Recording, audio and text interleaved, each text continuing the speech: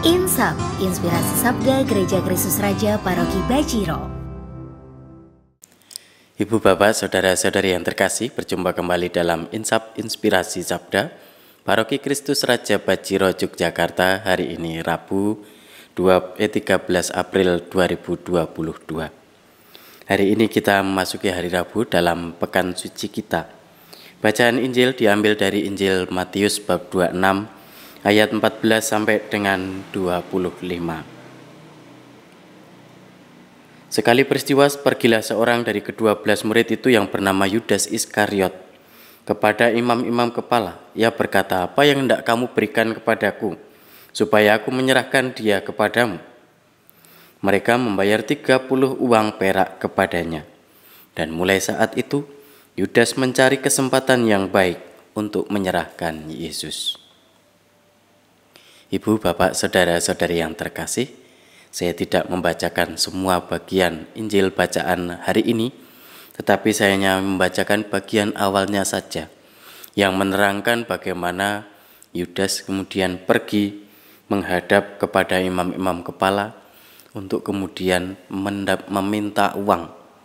Dengan konsekuensi dia harus menyerahkan Yesus kepada mereka untuk mereka tangkap, mereka aniaya, dan bahkan mereka hukum mati.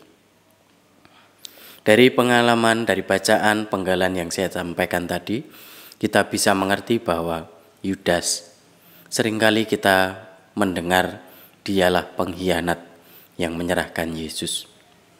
Dialah yang menyerahkan Yesus kepada para imam kepala, dan kemudian Yesus harus menderita sengsara, wafat, dan bangkit demi menebus dosa-dosa kita semua.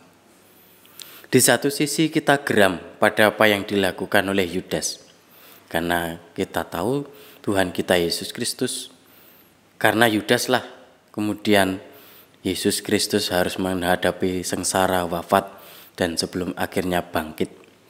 Tetapi di lain sisi mungkin bisa jadi kalau tidak ada Yudas, Yesus tidak akan diserahkan kepada imam kepala dan tidak mengalami penderitaan, sengsara, hingga wafat demi menebus dosa-dosa kita.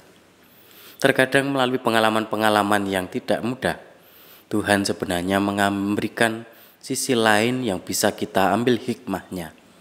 Sisi lain yang mungkin itu justru menjadi cara bagi Tuhan untuk memberikan petunjuk kepada kita. Hanya saja kadang sebagai manusia kita lupa, kita tidak tahu bagaimana caranya.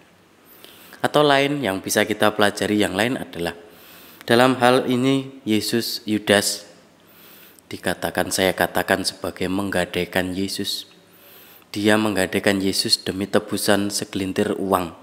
Dikatakan tadi 30 uang perak kepadanya. Yudas mendapatkan uang 30 keping perak. Dalam pengalaman hidup harian kita, minimal saya, kadang-kadang saya juga dalam tanda kutip menggadaikan Yesus demi kepentingan-kepentingan saya. Misalnya, ketika di tempat umum, misalnya saya makan, saya malu-malu untuk membuat tanda salib di tengah umum. Saya tidak mau orang tahu bahwa saya Katolik dan kemudian berpikir yang aneh-aneh. Akhirnya saya memilih untuk tidak usah bikin tanda salib. Atau mungkin juga ada kita dengar banyak kisah terjadi, saudara-saudari kita yang meninggalkan iman demi sesuatu yang lain, misalnya kedudukan, pangkat, jabatan, dan sebagainya. Atau juga terkadang kita melupakan Yesus untuk sesuatu yang kita senangi. Misalnya bagi kita yang sedang senang game gitu ya misalnya. Lalu waktu kita habiskan untuk nge-game. Sementara kita lupa untuk berdoa, kita lupa untuk ke gereja bahkan, dan sebagainya. Itulah pengalaman-pengalaman yang kecil yang sebenarnya apa yang kita lakukan itu kurang lebih juga sama dengan apa yang dilakukan Yudas, yaitu dalam tanda kutip menggadaikan Yesus.